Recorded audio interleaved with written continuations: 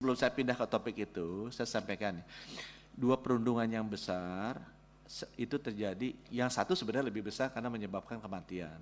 Itu yang ada di Universitas Diponegoro.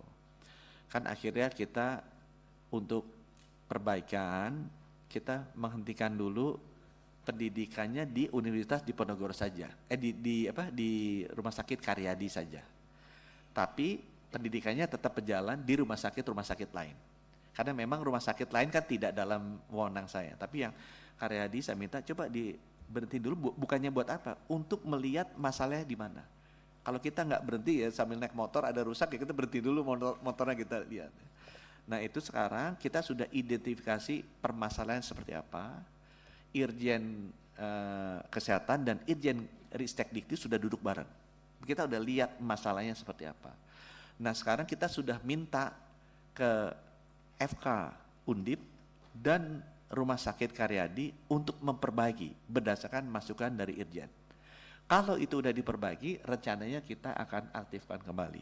Nah sampai sekarang laporannya sudah masuk dan sudah kelihatan progresnya yang baik. Tinggal kita tentukan begitu ini semuanya sudah terpenuhi, kita akan mulai lagi. Itu dari perbaikan secara sistematis. Perbaikan dari sisi hukumnya, karena kan udah ada yang meninggal. Nah ini kita sudah lapor, biarkan polisi yang masuk supaya benar-benar independen, karena Menkesnya dibilang cawe-cawe segala macam, tapi kalau udah meninggal masa sih kita diemin. Dan ini kan bukan yang pertama sebenarnya, cuma yang terbuka kan yang ini gitu. Jadi harusnya berhenti lah sampai udah ada yang meninggal, sudah sangat tidak baik lah. Udah masuk ke polisi, di polisi udah beres, sekarang udah boleh diomongin itu. Yang itu belum, udah boleh ya. Jadi udah SP21. Udah masuk ke kejaksaan, udah ininya tersangkanya juga udah ada, tinggal masuk ke pengadilan.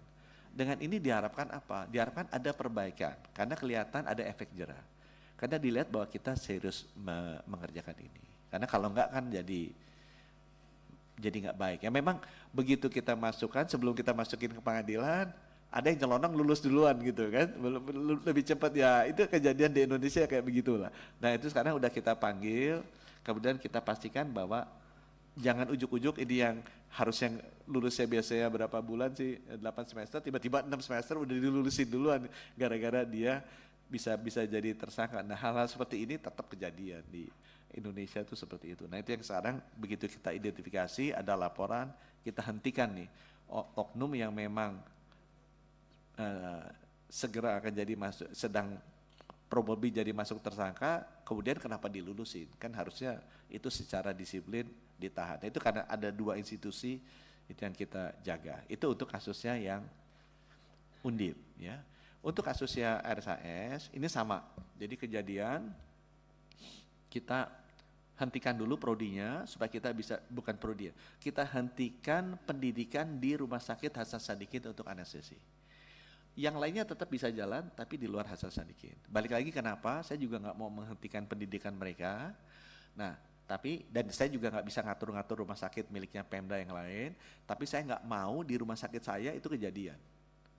Jadi saya hentikan dulu supaya kita bisa lihat. Tim Irjen juga sudah masuk. Kita juga udah lihat perbaikan-perbaikan apa yang harus dilakukan oleh Prodi Anestesi FK Unpad dan juga dilakukan oleh Rumah Sakit Hasan Sadikin. Nah sekarang kita sedang minta mereka secara serius untuk memperbaiki ini. Sekarang sedang dalam proses. Ya. Untuk kasus hukumnya ini juga sudah masuk ke polisi. Ya. Karena isunya lebih hangat lah. Walaupun menurut saya yang lebih parah Undip, kan ada yang nyawa hilang gitu kan. Tapi ini kan hangat sehingga kasusnya cepat ya. Setahu saya udah sampai masih di penyidikan di polisi ya, masih di penyidikan di pimpinan polisi. Sebentar pimpinan, boleh sedikit aja menyampaikan nama Pak Menteri pimpinan? Silakan. Pak Menteri, untuk yang diperkosa itu juga bukan kasus kecil Pak. Hilang nyawa itu kasus besar, tapi ini kasus besar nih Pak. Orangnya masih hidup, trauma fisik itu, trauma mental itu luar biasa Pak. Jadi ini juga nggak boleh Bapak tinggalkan. Jadi jangan hanya yang meninggal, tapi yang diperkosa ini dan udah melakukan ini berkali-kali. Nah ini juga menjadi presiden buruk banget nih.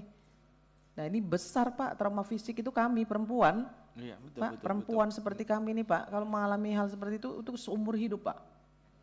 Apalagi stigma di Indonesia ya, begitu tahu diperkosa, itu banyak laki-laki yang nggak mau lagi sama dia Pak. Bapak harus pikirin itu Pak.